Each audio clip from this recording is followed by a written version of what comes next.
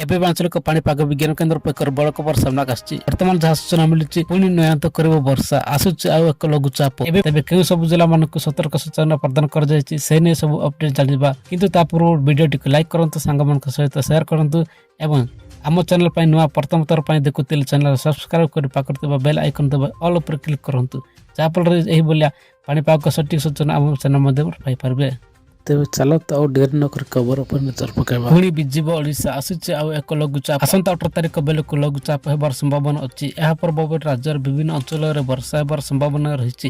ଏନେଇ ଭୁବନେଶ୍ୱର ଆଞ୍ଚଳିକ ପାଣିପାଗ ବିଭାଗ ପକ୍ଷରୁ ସୂଚନା ଜାରି କରାଯାଇଛି। ରାଜ୍ୟରେ ଲଘୁଚାପ ଯୋଗୁଁ 18 ତାରିଖରୁ ପ୍ରବଳ ବର୍ଷା ହେବା ନେଇ ପାଣିପାଗ ବିଭାଗ ଆକଳନ କରୁଛି।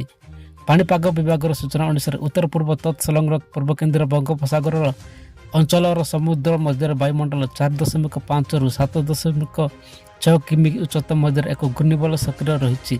ଏହି ଘୂର୍ଣ୍ଣିବଳୟ ପ୍ରଭାବରେ ଉତ୍ତର ବଙ୍ଗୋପସାଗର ଅଞ୍ଚଳର ଆସନ୍ତା 18 ତାରିଖ ବେଳକୁ ଏକ ଲଘୁଚାପ କ୍ଷେତ୍ରର ସମ୍ଭାବନା ରହିଛି, ଯାହାଫଳରେ ବିଭିନ୍ନ ସ୍ଥାନରେ ପ୍ରବଳ ଅତି ପ୍ରବଳ ବର୍ଷା ନେଇ ଅନୁମାନ କରାଯାଉଛି। ଆଜିଠାରୁ 3 ଦିନ ବର୍ଷା ହେବା ନେଇ ପାଣିପାଗ ବିଭାଗ ପୂର୍ବାନୁମାନ କରିଛି। କିଛି ଜିଲ୍ଲାରେ ପ୍ରବଳ ଅତି ପ୍ରବଳ ବର୍ଷା ହୋଇପାରେ ବୋଲି ଅନୁମାନ କରାଯାଉଛି। ଏଥିପାଇଁ ପାଣିପାଗ ବିଭାଗ ପକ୍ଷରୁ ୟେଲୋ ୱାର୍ଣ୍ଣିଂ ଜାରି କରାଯାଇଛି। ଆଜି କେନ୍ଦୁଝର, ମୟୂରଭଞ୍ଜ, ବାଲେଶ୍ୱର, ଯାଜପୁର, ଭଦ୍ରକ, କେନ୍ଦ୍ରାପଡ଼ା, କଟକ, ଜଗତସିଂହପୁର, ଖୋର୍ଦ୍ଧା, ପୁରୀ, ନୟାଗଡ଼, ଗଞ୍ଜାମ, ଗଜପତି ଆଦି ଜିଲ୍ଲାରେ ପ୍ରବଳ ବର୍ଷା ହୋଇପାରେ। 18 ଓ 19 ତାରିଖରେ ମଧ୍ୟ ରାଜ୍ୟର ବିଭିନ୍ନ ଜିଲ୍ଲାରେ ବର୍ଷା ହେବ ବୋଲି ପୂର୍ବାନୁମାନ କରିଛି ପାଣିପାଗ କେନ୍ଦ୍ର।